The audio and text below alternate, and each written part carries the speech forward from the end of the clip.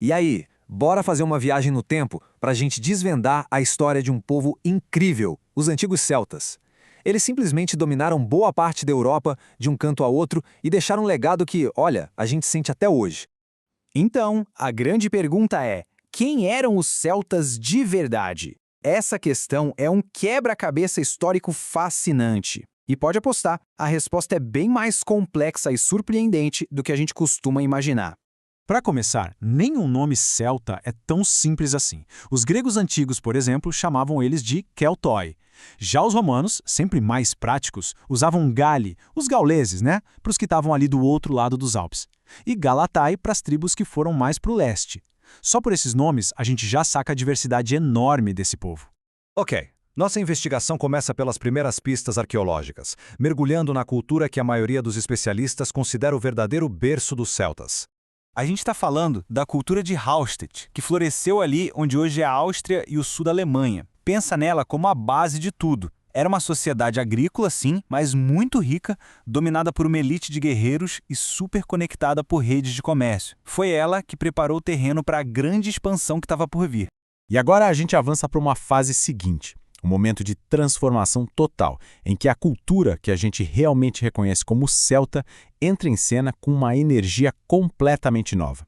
E essa imagem aqui mostra a virada de chave perfeitamente. A gente sai de uma sociedade focada no comércio, na riqueza, para uma cultura super dinâmica, liderada por guerreiros com uma arte única e pronta para se expandir como nunca antes. E foi com todo esse gás da nova cultura de Latene que os povos de língua celta começaram uma das migrações mais impressionantes da Europa antiga. Eles simplesmente redesenharam o mapa do continente. Olha só essa linha do tempo, que loucura! Começa com as primeiras chegadas na Península Ibérica, depois uma baita expansão para o sul da Europa. Em 390 a.C., eles simplesmente saquearam Roma. Imagine o choque para o mundo antigo. E não parou por aí. Invadiram a Grécia e chegaram a fundar um reino na atual Turquia. Foi um movimento de séculos com alcance impressionante. O mundo celta era tão gigantesco que o famoso historiador grego Heródoto, o pai da história, escreveu que eles ficavam nos limites do mapa conhecido. Para ele, os celtas eram um povo do fim do mundo, lá no extremo oeste do continente. Bom, a gente sabe para onde eles foram, mas a pergunta de $1 milhão é de onde eles vieram exatamente? Pois é, essa questão ainda hoje gera um debate acadêmico super intenso, com teorias bem fascinantes. Basicamente, existem duas grandes ideias na mesa. De um lado, a teoria mais tradicional, apoiada por décadas de arqueologia, que aponta para o coração da Europa. Do outro, uma teoria mais recente, a atlântica, que se baseia em genética e textos antigos e sugere que a origem foi na costa da Península Ibérica. Ou seja, a história ainda está sendo escrita.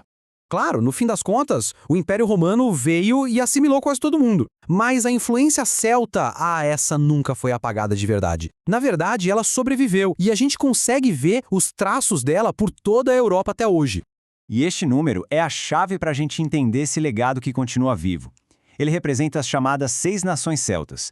São regiões onde as línguas e as tradições culturais não só sobreviveram, como continuam firmes e fortes até hoje, mantendo essa chama acesa.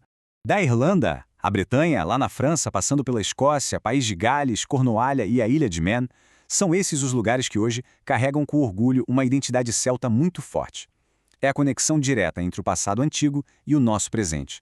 A prova viva de como essa cultura é resiliente.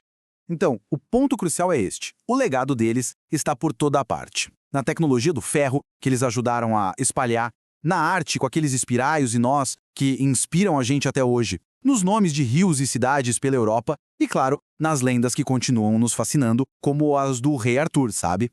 E a gente termina com essa reflexão. A história dos celtas nos mostra que a influência cultural pode ser tão poderosa, ou até mais, do que a conquista militar. Eles deixaram um legado que nem fronteiras, nem impérios conseguiram apagar.